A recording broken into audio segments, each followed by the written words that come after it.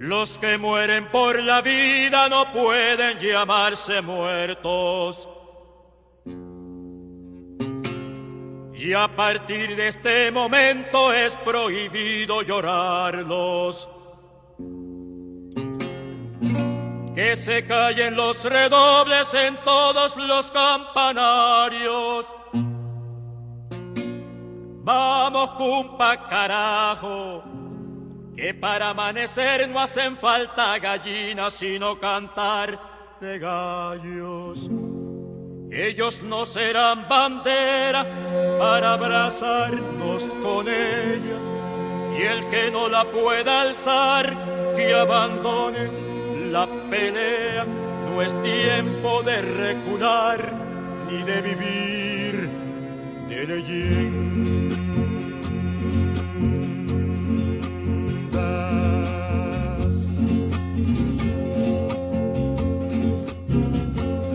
Canta, canta, compañero, que tu voz sea disparo, que con las manos del pueblo no habrá canto desarmado. Canta, canta, compañero, canta, canta, compañero, canta, canta, compañero, que no calle tu canción. Si te falta bastimento, tienes ese corazón que tiene latir de bombo, color de vino ancestral.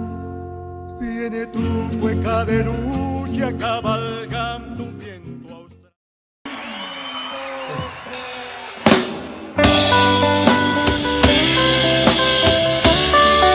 Queremos dedicarle esta canción al padre Michael.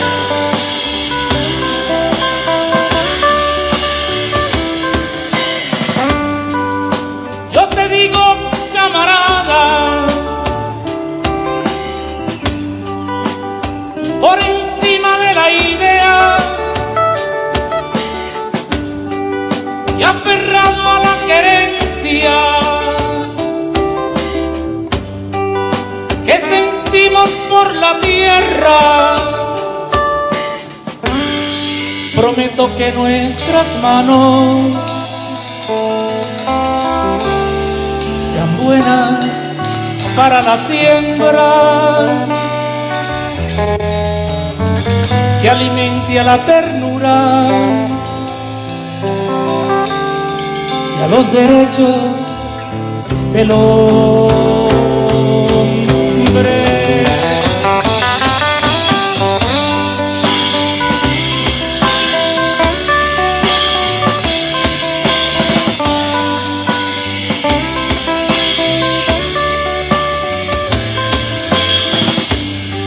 Pido que nadie se asombre si le digo, camarada, cuando lo encuentre llorando de rabia ante la injusticia, cuando lo escuche cantando al amor y a la alegría, cuando se sienta soldado del combate por la vida.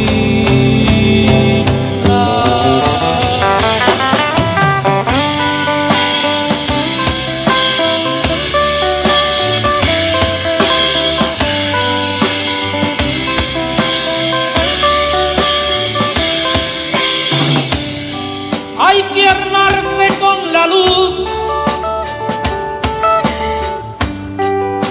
para vencer la oscurana. Así lo enseñó Jesús, nuestro primer camarada. Y si un niñito jugando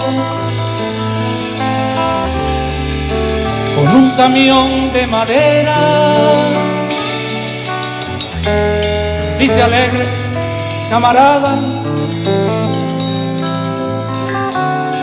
seguro que está nombrando al constructor de juguetes y no al que hace armas de guerra.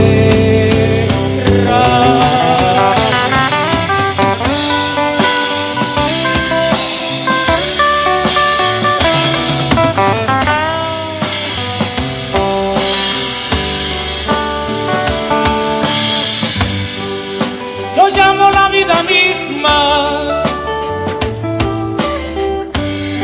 dulce y buena camarada, y al tener los 4 metros de mi tierra liberada, pido que mis camaradas me despidan con canciones, flores rojas, puño en alto, y me prometan seguir luchando por la alborada, que también es camarada, por la alborada, que también es camarada. Muy buenas tardes, ¿cómo están? Sean todos bienvenidos y bienvenidas al espacio de la sencilla educación popular, este espacio que le apuesta a que juntos desaprendamos lo aprendido, desaprendamos los individualismos, los egoísmos, las indiferencias, desaprendamos esa idea que nos han instalado de que vivimos en una sociedad de igualdad, de libertad, una idea que se construye desde arriba y que muchos de abajo presumen que es cierto.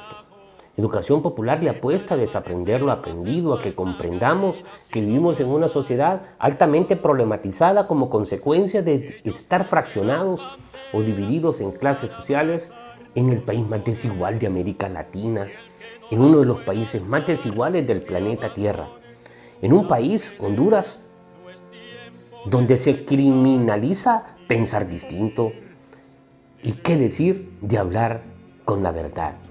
Sin duda, vivimos en un país marcado por tragedias, la tragedia de la pandemia, la tragedia de ETA, la tragedia de IOTA, la tragedia de la narcodictadura que le apunta a seguirse profundizando en esta sociedad desigual, una narcodictadura que ha elevado los niveles de pobreza desde un 70% a cerca de un 80%, una narcodictadura que provoca que nadie que sea inversionista, que viva fuera del territorio nacional y que se sienta atraído para llegar al país, aquí no se siente atraído para llegar por los altos niveles de violencia, de corrupción, de narcotráfico y de pillaje que instala el régimen de turno que preside Juan Hernández, pillaje que se expresa en rompimiento de la institucionalidad. Aquí se quebranta la institucionalidad todos los días. Aquí las instituciones están al servicio de las élites.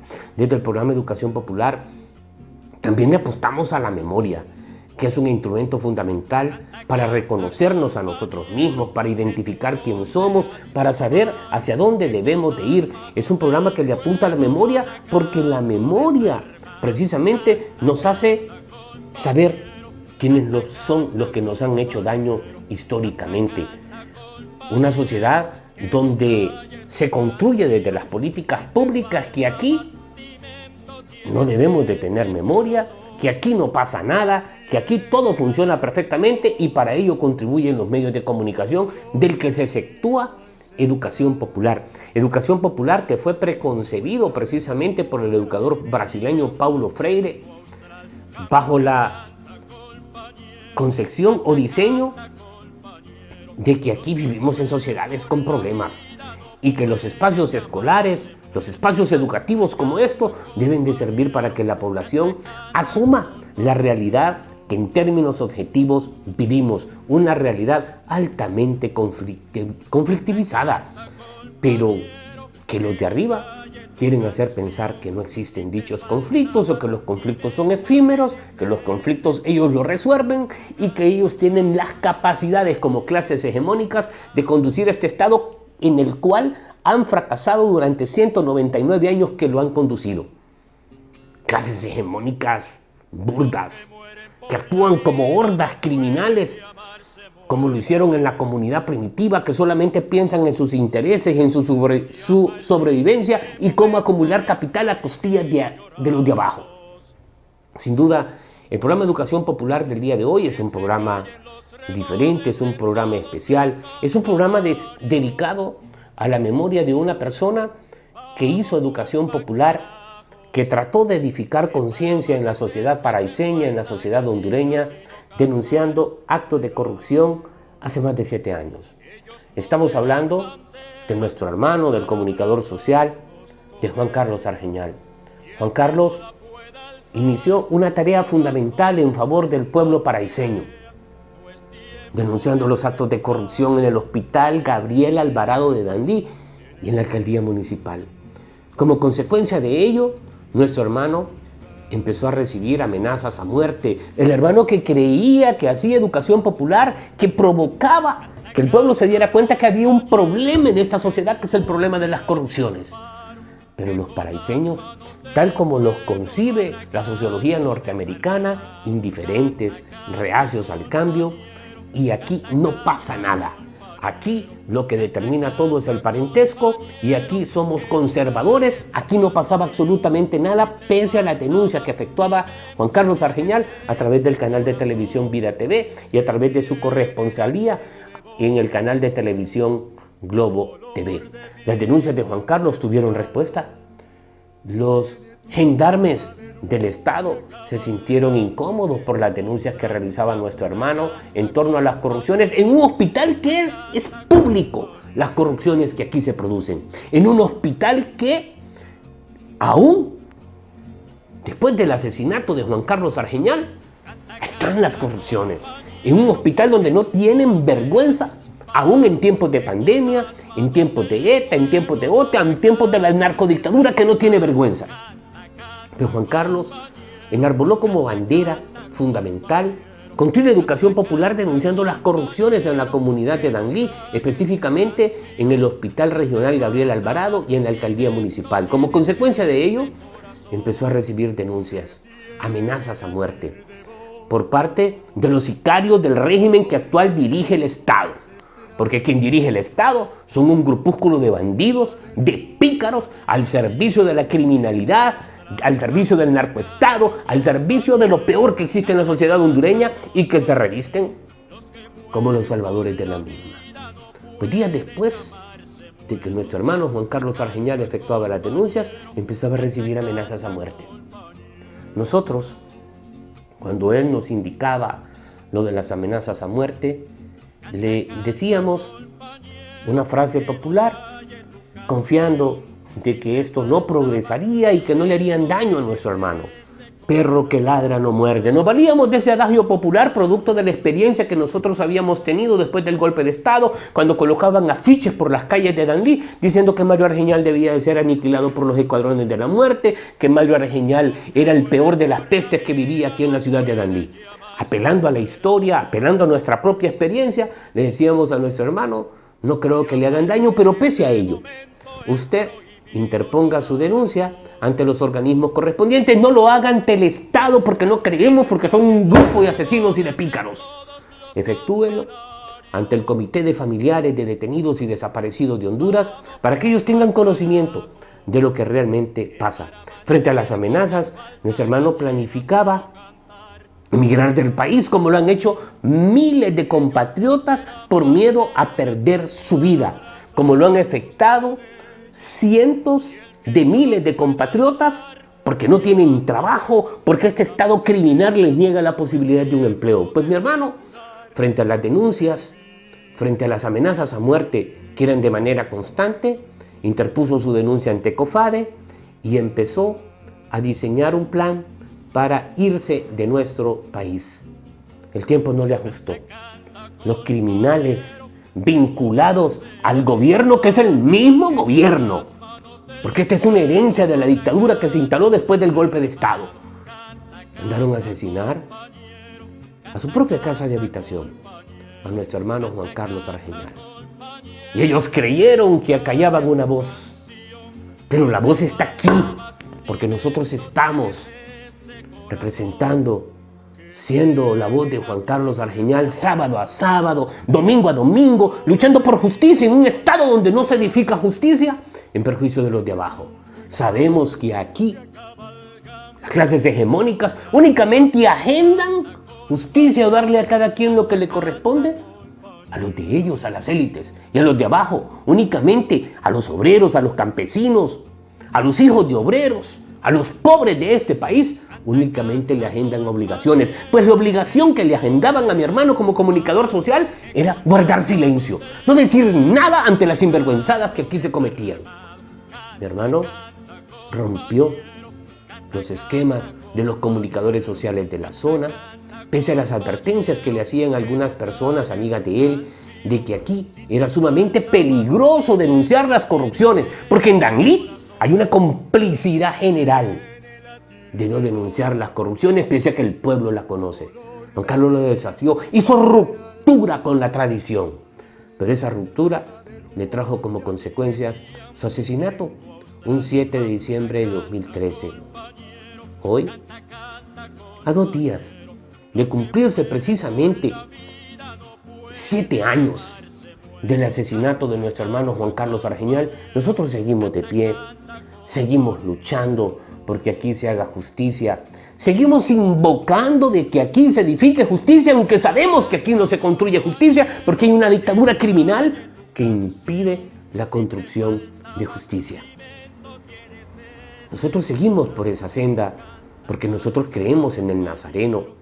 Nosotros creemos en Jesús de Nazaret, creemos en ese carpintero como ejemplo de vida, quien indicó que no está de acuerdo con la antigua ley del ojo por ojo y del diente por diente. Nosotros desde este espacio de comunicación que hemos construido desde hace casi 7 años precisamente para educar a este pueblo, para luchar por la construcción de educación en favor del pueblo paraiseño, seguimos por esa senda de luchar por justicia. 7 años después, pese al acompañamiento de COFADE, de organismos internacionales, de amigos de la comunidad internacional, el régimen de Juan Hernández sigue haciéndose loco, como el loco se hace en torno al asesinato de periodistas y de comunicadores sociales que, al igual que mi hermano, perdieron su vida por señalar la verdad, por denunciar este régimen cachureco corrupto.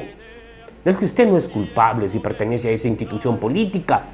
Le destacamos porque los culpables son las élites que dirigen la misma y que secuestraron ese partido que hoy se encuentra en el poder. Un partido que le da pena a los nacionalistas de abajo.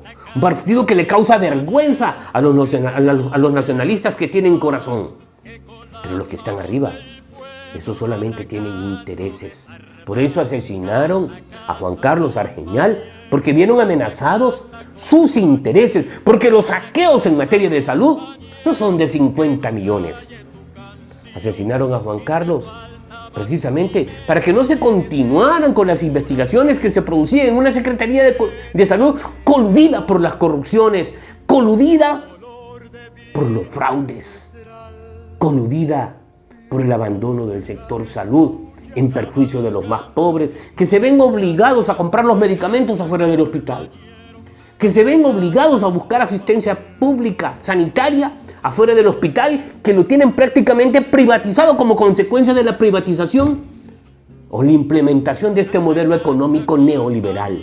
A 7 años de justicia, 7 años del asesinato de mi hermano Juan Carlos Argeñal, mi madre sigue triste. Mi familia ya no es la misma. A nosotros no logramos superar la muerte de Juan Carlos, su servidor que es su hermano, mis hijos, mi esposa, mi madre. Lo sigue llorando a diario porque le hace falta un hijo que no se lo quitó Dios, se lo quitó la mano criminal, se lo quitó la mano asesina, que no tolera que le digan corrupto, que no toleró que le dijeran que era un ladrón. Porque quien roba los medicamentos del hospital y los equipos del hospital es un ladrón.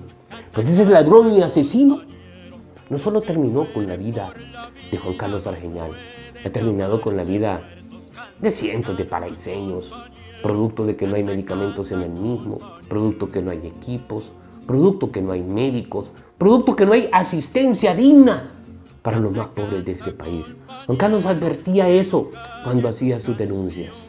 7 años después, 7 años de lucha, después de su asesinato, las autoridades policiales, militares, el Ministerio Público, no hace absolutamente nada. Y ellos bien saben quiénes son los responsables. Tanto los autores materiales como los autores intelectuales, coludidos con el régimen. Y ellos lo saben muy bien. Cada vez que nosotros hemos ido a hablar al Ministerio Público y a otras instancias, que COFADE ha ido a hablar al Ministerio Público y a otras instancias, se nos indica que hay grupos poderosos vinculados a la muerte de Juan Carlos Argeñal, como hay grupos poderosos vinculados a cada uno de los periodistas que han denunciado actos de corrupción en este país, marcado por las corrupciones, marcado por las impunidades. Un caso declarado por la comunidad internacional como crimen emblemático porque asesinar a un periodista, asesinar a un defensor de los territorios, asesinar a un defensor de la vida, es un crimen de alto impacto. Pero esa narcodictadura no le importa. Esta narcodictadura lo único que le interesa es seguir acumulando capital. Y para eso tienen agenda, para seguir acumulando capital. Hace poco, precisamente tenían el cinismo desde el Congreso Nacional de solicitar que vía decreto se hicieran las compras para el medicamento, escuche bien, para la vacuna, para hacerle frente a la pandemia. ¡Un decreto! Escuche bien, que les iba a permitir no seguir los protocolos en materia de transparencia, compras directas. Semejantes sinvergüenzas y asesinos. No les basta con asesinar periodistas. Siguen bajo el diseño de verle la cara a nuestro pueblo. 7 años después, nos sigue doliendo, por supuesto, la muerte de nuestro hermano Juan Carlos Argeñal, del tío del productor de este programa, de sus 2 hijos, de Anaí, de Carlitos, de mi madre, que sufre tanto, de mi padre, por Dios, que ya no es el mismo, que envejeció prematuramente como consecuencia de la muerte de Juan Carlos. Sin duda, vivimos momentos tristes como sociedad frente a una dictadura criminal que lo único que le apuesta es a la militarización de la sociedad. Porque como no hay Estado de Derecho, porque aquí las leyes solamente se convierten en obligaciones para los de abajo y no en derechos para los de abajo, ¿verdad? No podemos esperar que se edifique justicia. A continuación, nosotros le presentamos ese comentario tradicional del Comité de Familiares de Detenidos y Desaparecidos, que tiene hoy también, en el contexto del editorial, no solamente las impunidades, los crímenes en perjuicio de periodistas, sino las injusticias que se cometen en perjuicio de jóvenes como Rommel Valdemar Portillo, que tiene más de 400 días por haber quemado una llanta frente a la embajada americana. Y que ahora lo acusan de acompañamiento culposo. Y le atañen más de $1 millón, precisamente causados a esa embajada. Y le espera al joven Valdemar Herrera Portillo entre 4 y 8 años en un centro penitenciario de nuestro país. Las vidas de los de abajo no importan. Los dejamos con el comentario editorial del Comité de Familiares de Detenidos y Desaparecidos de Honduras.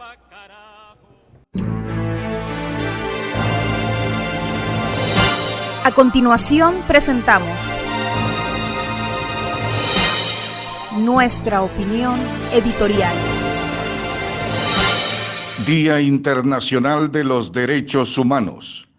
El próximo jueves 10 de diciembre, el mundo conmemora la Declaración Universal de Derechos Humanos, firmada en 1948, después del fin de la Segunda Guerra Mundial. Fue un día glorioso para las Naciones Unidas. Desde aquel momento hasta la hora actual han pasado 72 años a través de los cuales la humanidad ha estado a punto de sufrir el estallido de las nuevas armas nucleares que penden sobre nuestras cabezas. Pero quizás esas armas no han sido necesarias para destruir la vida de tantos seres humanos como lo hacen la pobreza y la desigualdad.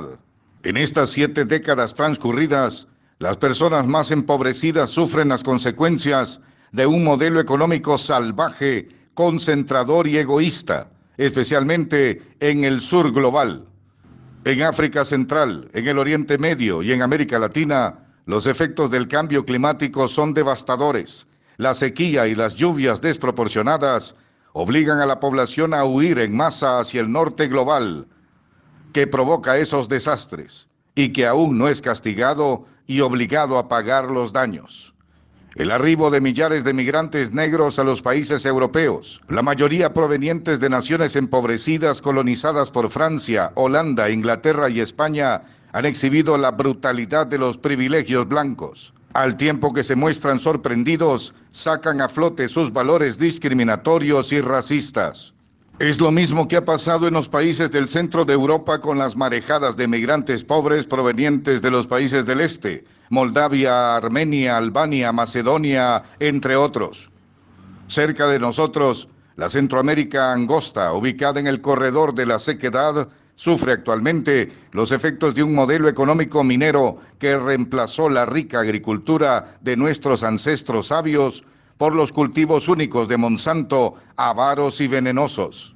En Nicaragua, Guatemala y Honduras, el año 2020 cierra con millones de personas afectadas por la degradación del clima, víctimas de la pandemia viral de la COVID y sometidos a regímenes impopulares. Al cierre del año, millares de migrantes deportados por México y Estados Unidos regresan al Triángulo Norte de Centroamérica, que es gobernado por Yamatei, Bukele y Hernández, abiertamente progringos sin vergüenza. Los 3 países del norte, Canadá, Estados Unidos y México, petroleros, monocultivadores, mineros y participantes del tráfico de drogas, han provocado daños irreversibles al clima que hoy padecemos en esta región ecuatorial. En Santa Bárbara, al occidente, y en casi todo el Valle de Sula, al norte de Honduras, el Día Internacional de los Derechos Humanos será conmemorado en macroalbergues, cerca del lodo, lejos de las viviendas inundadas, muy distantes de la riqueza prometida. Por eso causa náuseas escuchar a los cristianos manipuladores culpando a los pecadores por enojar a Dios que se expresa en huracanes y tormentas. No, hombre, ya paren. Es una perdedera de tiempo explicarle a pastores y fieles fanáticos que son precisamente los hombres de negocios que pagan sus diezmos los causantes de este desastre. Son los mineros sucios, los caficultores atrevidos, los areneros sin escrúpulos, los varones del crimen organizado, vaqueros y taladores, y los políticos bajo su control. Como ocurría hace 22 años después del Mitch, se repiten las mismas palabras: reconstrucción, puentes, bordos, casas, damnificados, condonación, préstamos, deuda externa, pobreza, ayudas, comida, emergencia. En los últimos 20 años, Honduras vio partir a casi 2 millones de compatriotas huyendo de la pobreza, la desigualdad, la sequía, las violencias, la incertidumbre, la rabia con una élite miserable que nutre con las diásporas forzadas, los bancos tahúres y el comercio agiotista. Unas horas después que el líder de la dictadura haya regresado de endeudar al país en Washington con los tiburones del Banco Mundial, el BID y el Fondo Monetario, las caravanas volverán a levantarse. Así, de este modo, el Día Internacional de los Derechos Humanos en solo 4 días será conmemorado en medio de 3 tragedias: la COVID, que ha matado casi 3,000 personas, la corrupción, que en 2 meses nos robó $300 millones para hospitales, y las inundaciones, que en 3 días tocaron los patrimonios de más de 2 millones de personas. Por eso nos duele esta imagen de un hondureño migrante en Washington, enojado, impotente y a la vez digno, que al ver salir a Joe de la sede del Banco Mundial, enciende su teléfono y grita toda la rabia juntas. ¡Fuera jo! ¡Fuera jo, ladrón, cabezapija, maldito, perro! ¿A eso venís a robar dinero, basura? Enfrente de la seguridad gringa. Vos, maldito ladrón, deja de endeudar a nuestro país y vete. La libertad de expresión, el derecho a la protesta, el medio ambiente sano, la libre opinión son derechos humanos que celebramos este próximo jueves. Buenas noches.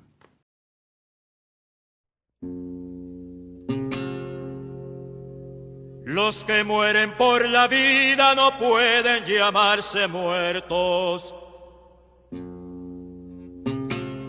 Y a partir de este momento es prohibido llorarlos.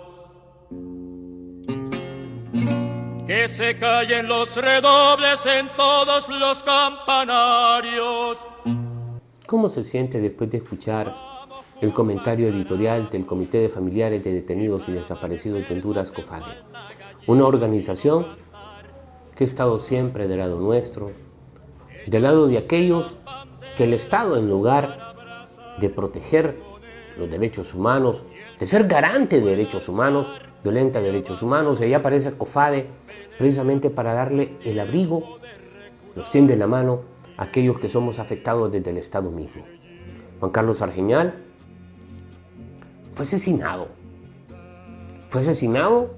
por una mano criminal, pero que tiene una ordenanza desde los grupos oscuros que actualmente dirigen el Estado. Al igual que Juan Carlos Argeñal, muchos periodistas en nuestro país han sufrido las consecuencias de vivir en una sociedad marcada por las intolerancias a las voces que hacen ruptura contra ese diseño hegemónico de dominación y que quiere hacer creer que aquí todo funciona perfecto. Aquí se ensañan con las clases subalternas y ha habido un ensañamiento terrible contra nuestra familia. 7 años de injusticia, 7 años de dolor, 7 años de sufrimiento, 7 años de desequilibrios emocionales, por Dios. En mi casa las cosas no volvieron ni volverán a ser igual.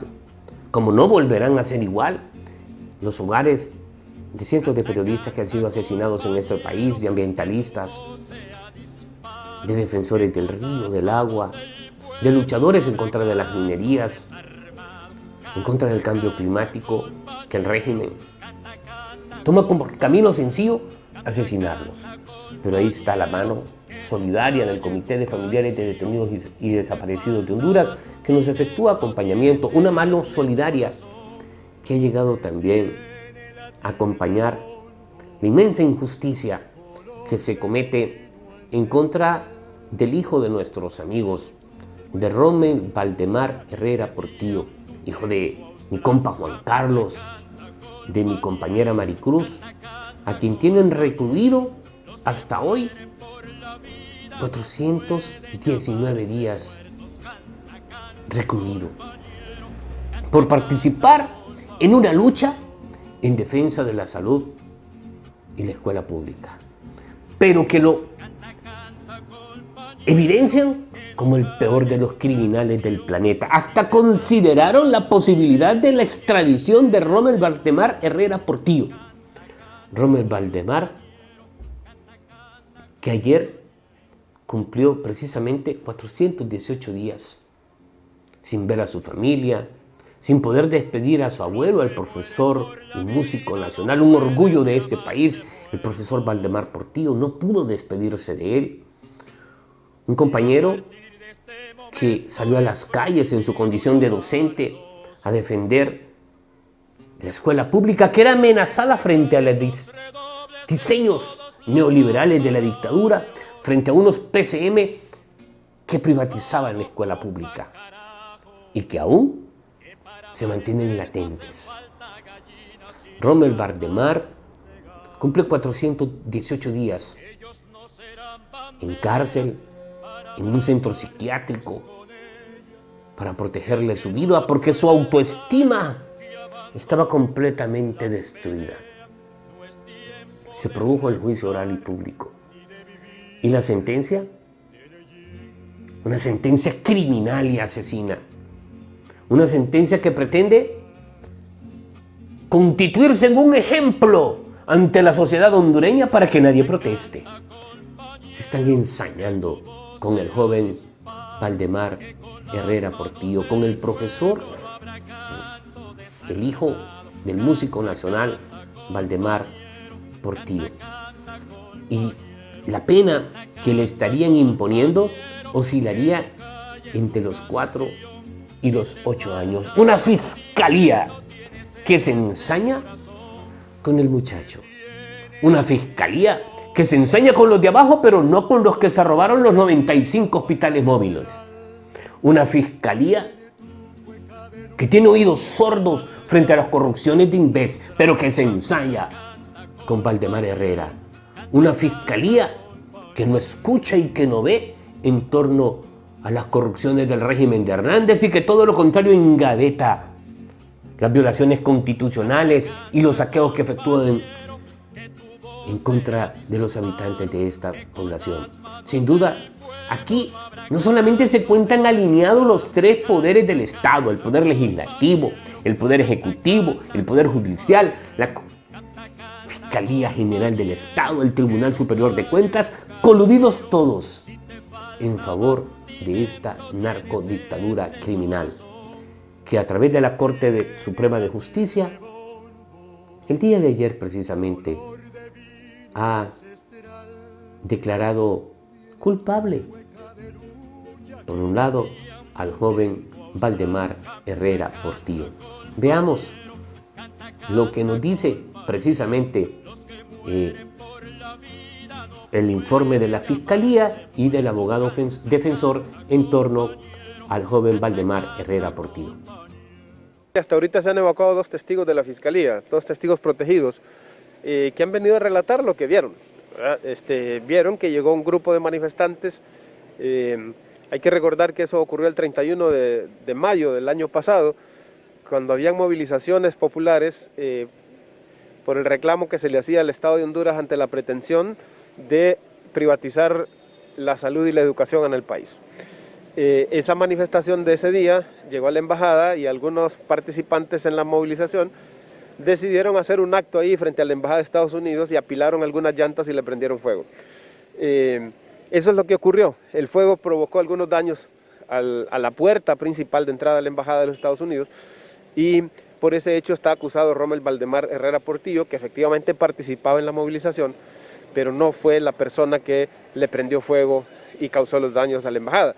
Y eso es importante porque los propios testigos de la Fiscalía han venido a relatar quién fue la persona que hizo eso. Al menos la identifican a través de las características físicas, la forma en que andaba vestida, y desde luego no era Rommel Valdemar Herrera Portillo. Nuestra labor pues es veeduría para que se lleve un debido proceso y lógicamente el tribunal pues tome a bien y considere pues a su criterio y que sea con su objetividad para la evacuación de los medios de prueba. Por el momento pues se han evacuado algunas pruebas testificales y consideramos nosotros que esta prácticamente no hay una vinculación directa sobre los hechos de que se le acusan al profesor Rommel. Nosotros también consideramos pues que de esa manera pudiéramos tener algún punto de optimismo en el cual pues haya objetividad sobre las decisiones que pueda tener el tribunal.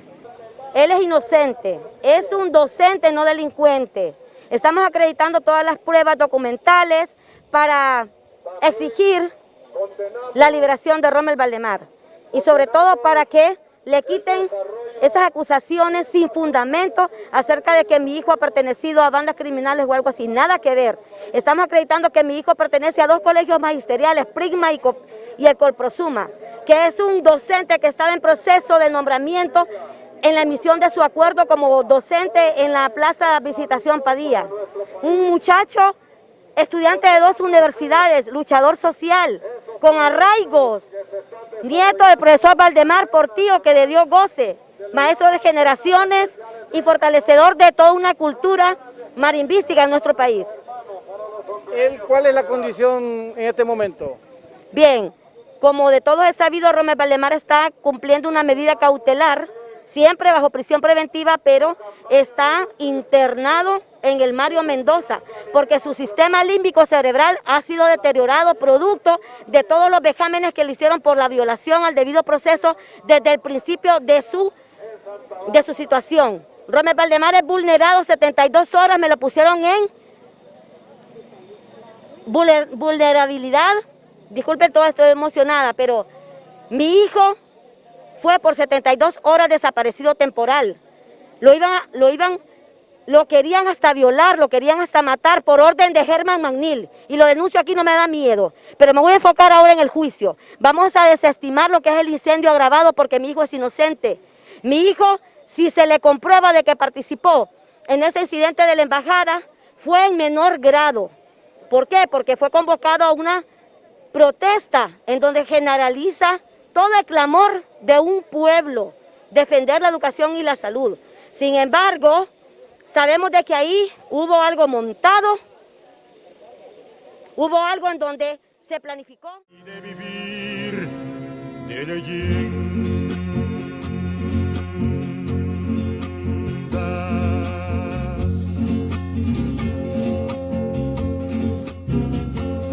canta, canta, compañero, que tu voz sea disparo, que con las manos del pueblo no habrá canto desarmado. Canta, canta, compañero. El año 2013 es un año de memorias, de tristezas para la familia Argeñán Medina, una familia afectada por las violencias de este país, una familia, al igual que cientos de familias en la sociedad hondureña, que sufre las consecuencias de las intolerancias de la dictadura, una dictadura que no acepta cuestionamientos, una dictadura que quiere hacerse ver como la mejor administración pública en la historia de este país. Semejante barbaridad.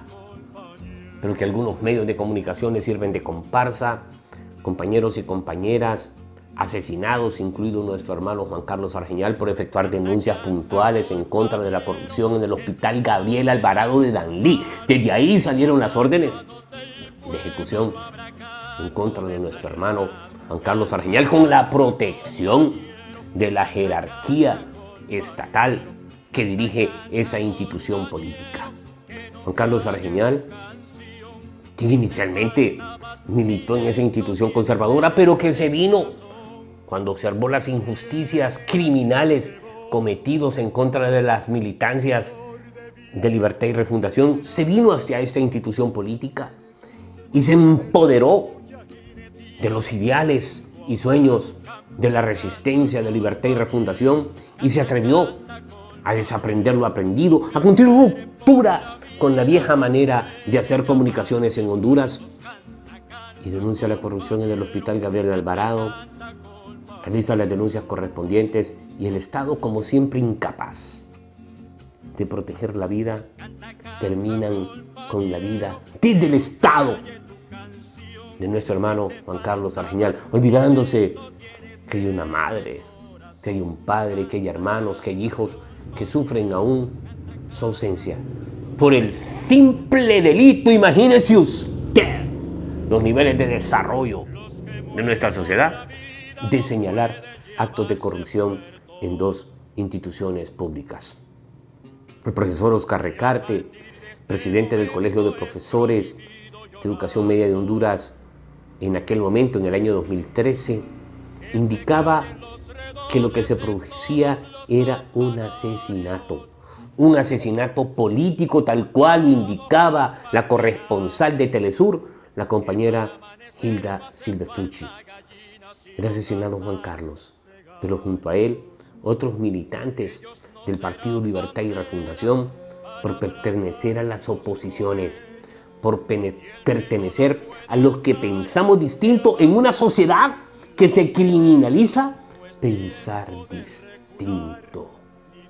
7 años después, el criminal que usted escucha dice que están haciendo los esfuerzos correspondientes por clarificar el hecho.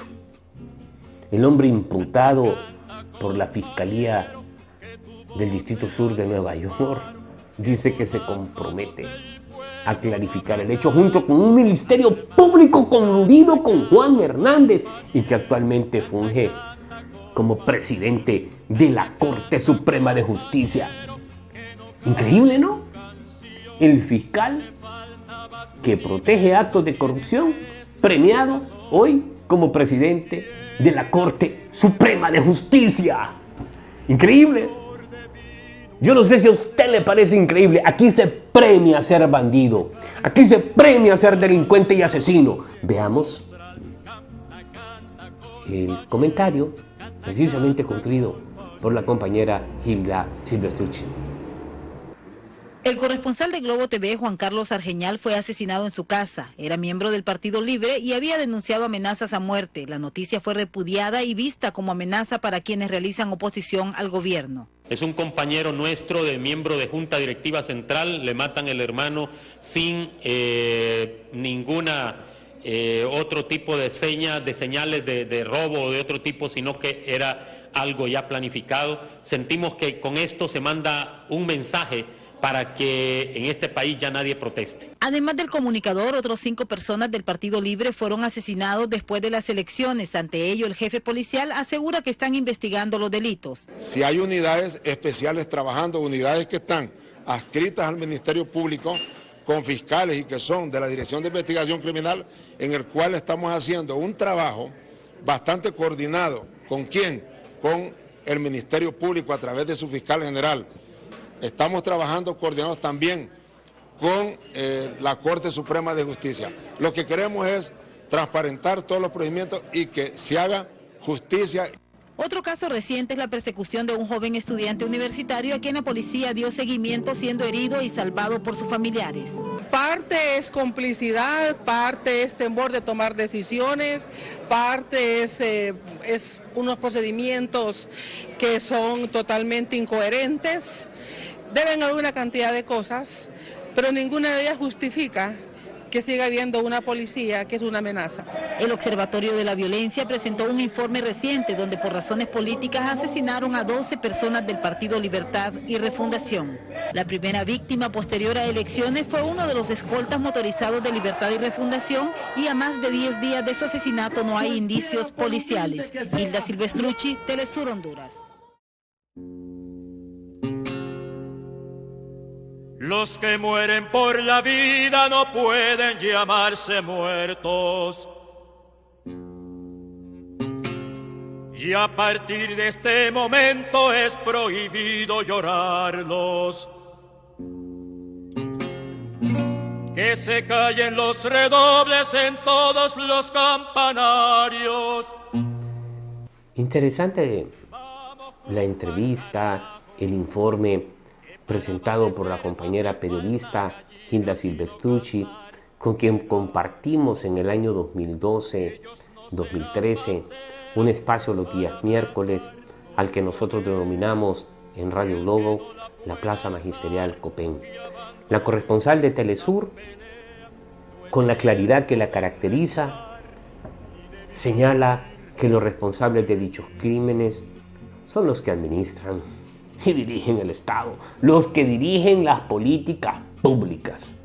Entendiendo políticas públicas, actos de gobierno, imagínese usted, que tienen como propósito resolver los problemas de la ciudadanía con participación de la ciudadanía. O sea que la ciudadanía se pone la pistola en la cabeza.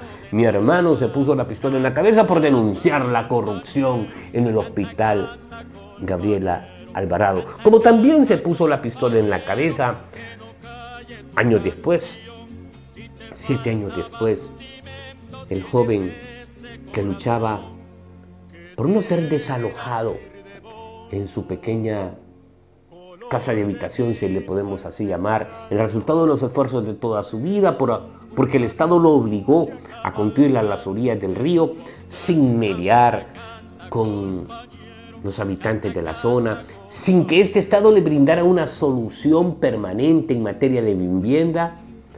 Decidió el alcalde de San Pedro Sula, articulado con esa estructura criminal, meterlo en la maquinaria, botarle el esfuerzo de toda su vida y que la máquina destruyera lo que tanto había costado.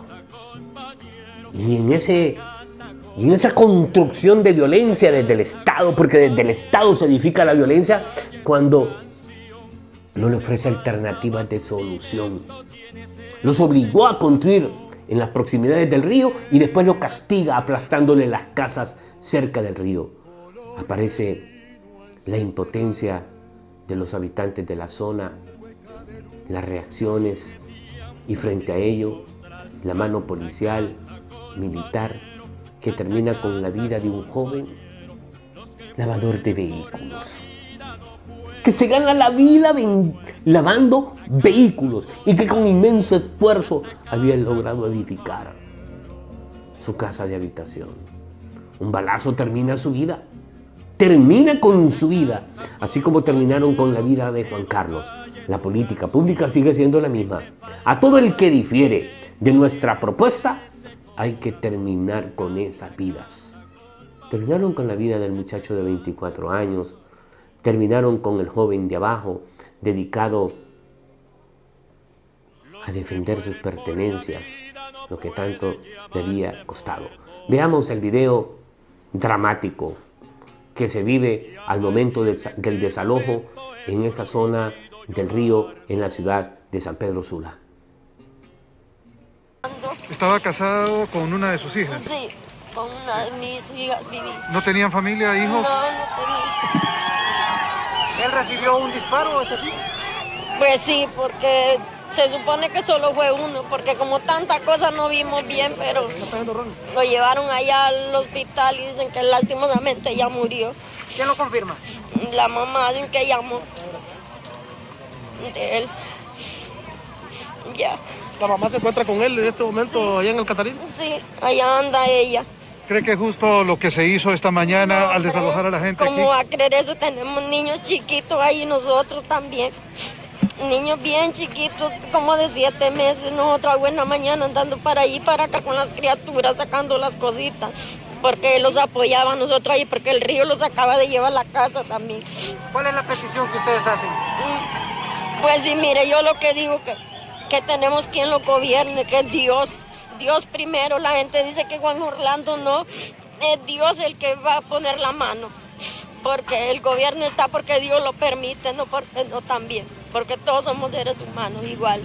¿Cuál es su nombre? Blanca Lidia Pineda.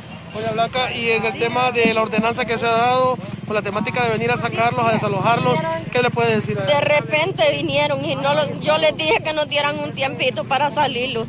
Entonces ellos dijeron que las casitas de abajo ahorita no las iban a sacar, que solo iban a sacar los cargos de arriba.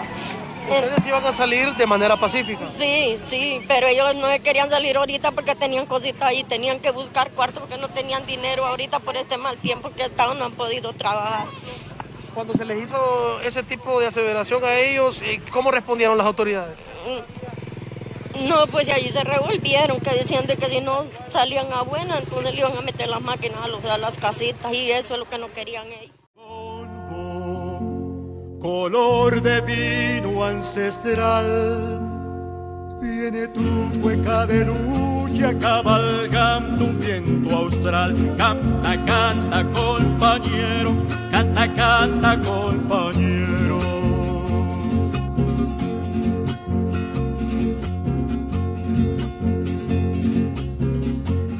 Canta, canta, compañero. Lo vivido en la comunidad de Río Blanco fue un hecho que llenó de impotencias a la comunidad nacional, una comunidad cargada por problemas, donde el problema de Río Blanco es desplazado por el problema del hombre o mujer asesinado violentamente bajo la justificación de que anda en malos pasos. Y si este Estado, por Dios, no quiero hablar mal, de mierda, sabe que anda en malos pasos porque no lo captura, no joda, terminan con la vida de muchachos y de muchachas. Bajo el diseño de la década de los 80, que está articulado y vigente en pleno siglo XXI, de realizar limpieza social. En pleno siglo XXI. Terminan con la vida del muchacho, de la muchacha, del que se opone a que lo desalojen en Río Blanco de su casa de habitación. Y hoy no nos queda más que decir, los que mueren por la vida, por Dios, no pueden llamarse muertos. Esta sociedad tiene que cambiar. Vivimos en uno de los países más ricos del orbe, créaselo. Pero este grupo de delincuentes y asesinos nos han hecho creer que vivimos en un país pobre y se afanan a estar en el poder. ¿Quieren continuar en el poder? Ese alcalde de San Pedro Sula, que ha sido mencionado por el fiscal del Distrito Sur de Nueva York y que se presume que se encuentra en la lista de los extraditables, se llamó el silencio frente a la muerte del joven. Como se llaman al silencio las autoridades de este régimen que ahora están proyectando el rebrote de las pandemias. Ya sabemos qué hay detrás de ese rebrote de las pandemias que ellos han auspiciado, permitiéndole a la gente que circule libremente. Ya no nos piden una nomenclatura para poder circular en las principales calles y avenidas, como promoviendo el crecimiento de la pandemia y justificar en el mes de enero, después de que le hayan sacado los aguinaldos, los pocos aguinaldos que reciben los trabajadores de este país, la empresa privada. Por ese muchacho que falleció en Río Blanco, por mi hermano y por los cientos de comunicadores sociales que han fallecido por decir la verdad, les indicamos, los que mueren por la vida no pueden llamarse muertos. La lucha sangrienta de nuestro pueblo, las luchas sangrientas en Centroamérica nos han dejado muchos sinsabores. Pero los que mueren por la vida no pueden llamarse muertos.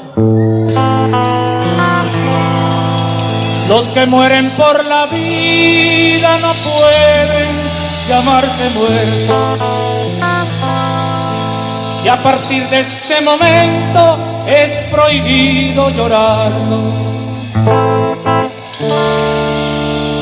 Que se callen los redobles en todos los campanarios.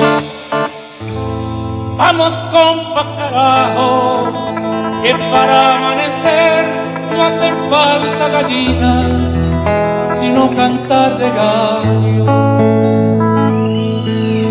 Ellos no serán bandera para abrazarnos con ella, y al que no la pueda alzar, que abandone la pelea. No es tiempo de recular, ni de vivir de leyenda.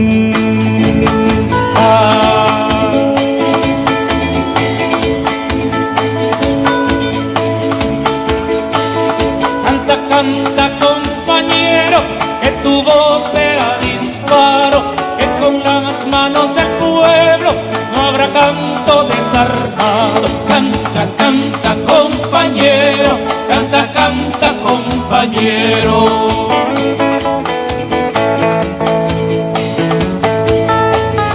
Canta, canta, compañero, que no calle tu canción.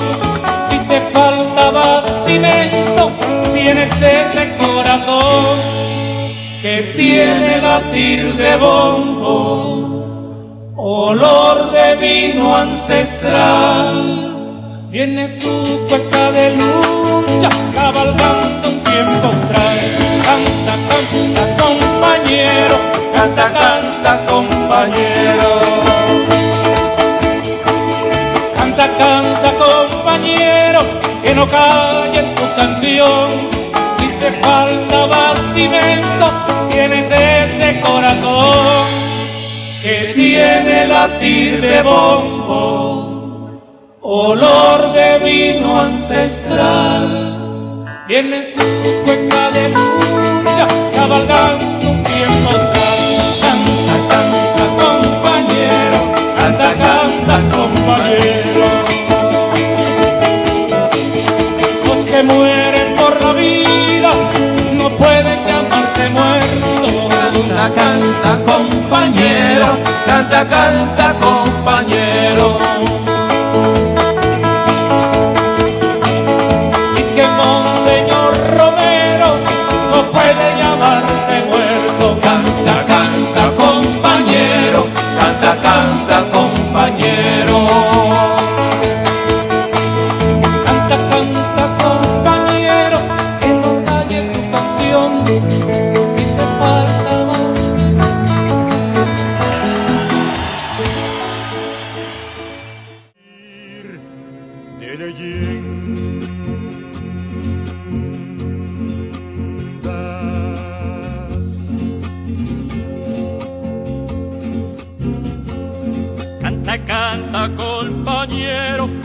tu voz sea disparo, que con las manos del pueblo no habrá canto desarmado. Canta, canta, compañero. El día de hoy nos ha tocado construir un programa difícil. Para su servidor no es fácil construir programas de esta naturaleza, porque estos programas los ve mi madre, los ve mi familia, los ve el pueblo en general, y que no nos salgan lágrimas de nuestro rostro resulta un milagro divino. Créamelo que nos sentimos llenos de impotencia frente a esta dictadura asesina, mentirosa. Han hecho de la mentira su modus operandi. Están matando al pueblo hondureño. Están terminando con la vida de los de abajo. Ese muchacho y los demás que se alzaron para evitar el desalojo, lo hicieron por solidaridad. Pero esa solidaridad tuvo costos, como tuvo costo la solidaridad de mi hermano que luchaba por los pobres que no pueden pagar medicamentos en los hospitales públicos bajo los diseños de privatización que tiene este modelo económico neoliberal. Pero las indiferencias persisten. Si queremos desmontar la dictadura, tenemos que seguir el ejemplo de solidaridad de Juan Carlos Argeñal, de los comunicadores sociales valientes que han alzado su voz. Sabemos que estamos corriendo riesgo y lo asumimos, pero entendemos que callar es ser cómplice del asesino, y eso no lo somos, porque sabemos que el asesino está incrustado en el Estado, está protegiendo que los expedientes no avancen, están engavetados en la Fiscalía de Tegucigalpa. El caso de Juan Carlos Argeñal, por ser un crimen de alto impacto y que le calentaba las manos a los fiscales de la zona, lo trasladaron a la ciudad capital. Se lavaron las manos como Judas Iscariote y lo trasladaron a las manos del fiscal adjunto y del fiscal general. En ese entonces, fiscal general, hoy presidente de la Corte Suprema de Justicia. ¿Se imaginen en qué manos estamos? Terrible. Juan Carlos. El Juan Carlos que no ha sido reconocido por la comunidad tandilense, que no ha entendido el valor del trabajo de la comunidad que él hizo por la comunidad tandilense, por los desprotegidos, por los marginados, por los excluidos, por los pisoteados. Recibió un reconocimiento en Canadá por la labor hecha en favor del pueblo hondureño. Para su servidor, Mario Argeñal, reitero, no ha sido fácil la producción de este programa, como no ha sido fácil para mi hijo, que es el encargado de construir los videos, de indicarnos de qué debemos de hablar en cada uno de ellos, producir programas de esta naturaleza.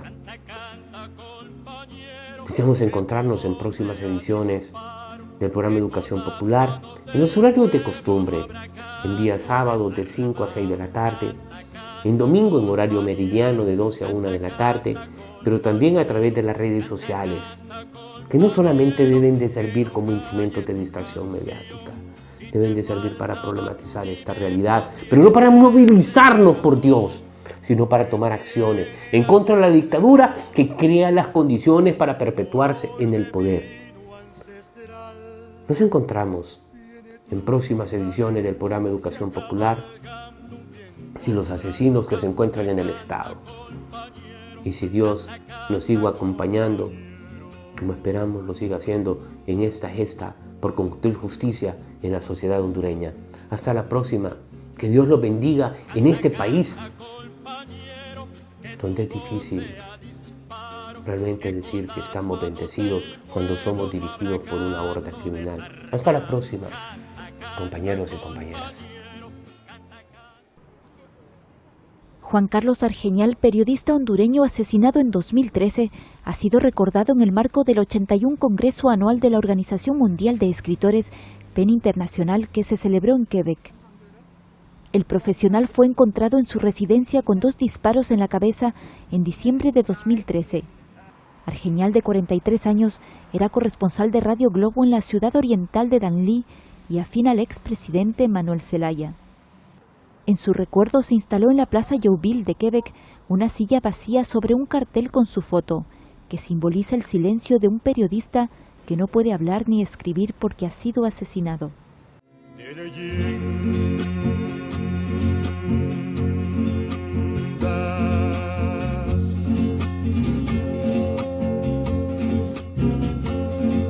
Canta, canta, compañero, que tu voz sea disparo, que con las manos del pueblo no habrá canto desarmado. Canta, canta, compañero, canta, canta, compañero, canta, canta, compañero, que no calle tu canción. Si te falta bastimento, tienes ese corazón que tiene latir de bombo, color de vino ancestral.